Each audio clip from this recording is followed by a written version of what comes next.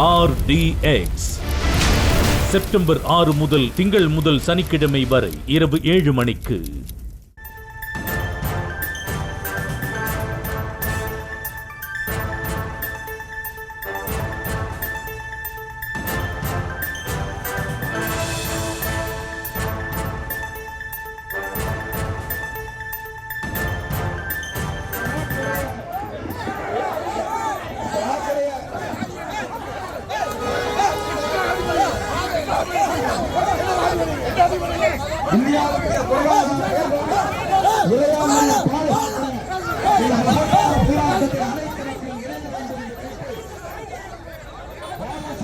அண்மை செய்தியை பார்க்கிறோம். தூத்துக்குடியில் அமெரிக்க வரி விதிப்பை எதிர்த்து மக்கள் ஒற்றுமை மேடை அமைப்பினர் போராட்டத்தில் ஈடுபட்டு வந்த நிலையில் அவர்கள் அங்கே பேசிக் கொண்டிருக்கும் போதே பாஜக தொண்டர் ஒருவர் அவர்களை சரமாரியாக தாக்கிய சம்பவம் அங்கே பரபரப்பை ஏற்படுத்தி இருக்கிறது. அந்த காட்சிகளையும் பார்த்து வருகிறோம். விவரங்களை செய்தியாளர் முத்துராமன் வழங்க கேட்கலாம். முத்துராமன், வணக்கம். ஒரு விவரம்.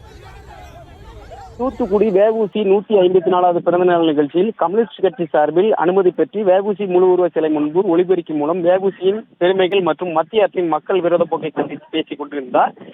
பாஜக பிரமுகர் ஒருவர் மைக்கை பிடுங்கியதில் கைகலப்பு பரபரப்பு ஏற்பட்டது. சுதந்திர போட்ட தியாகின் வஉசி பிறந்தநாள் தியாகங்களை போற்றும் தேச நலனை பாதுகாப்பு என்ற தலைப்பில் சாதி மத வேறுபாடு இன்றி மக்கள் ஒற்றுமையாக வாழ்வதே தியாகத்தை போற்றுவோம் என கூறி இந்திய தொழிற்சங்க மையம் மற்றும் தமிழ்நாடு விவசாய சங்கம் இணைந்து வஉசி 154 பிறந்தநாளை முன்னிட்டு அவரது உருவ சிலை அமைந்துள்ள தூத்துக்குடியில் பழைய மாநகராட்சி கட்டடம் அருகே அவரது சிலைக்கு மாலை வைத்து மரியாதை செலுத்திய பின்பு முறையாக அனுமதி பெற்ற சிலை முன்பு வஉசி தியாகங்களை தேசப்பெருக்கி ஒளிபெருக்கி மூலம் பேசிக் கொண்டார்.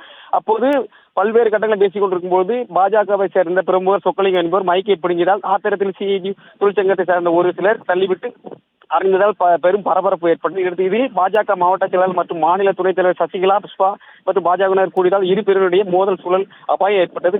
கடைசியாக கைகலப்பும் நடந்த சமயத்தில் இப்பகுதியில் ஒரு காவலர் கூட இல்லாதால் நீண்ட நேர வாக்குவாதம் கூச்சல் குழப்பம் ஏற்பட்டது. இதனால் RDX செப்டம்பர் 6 முதல் திங்கள் முதல் சனிக்கிழமை வரை இரவு 7 மணிக்கு.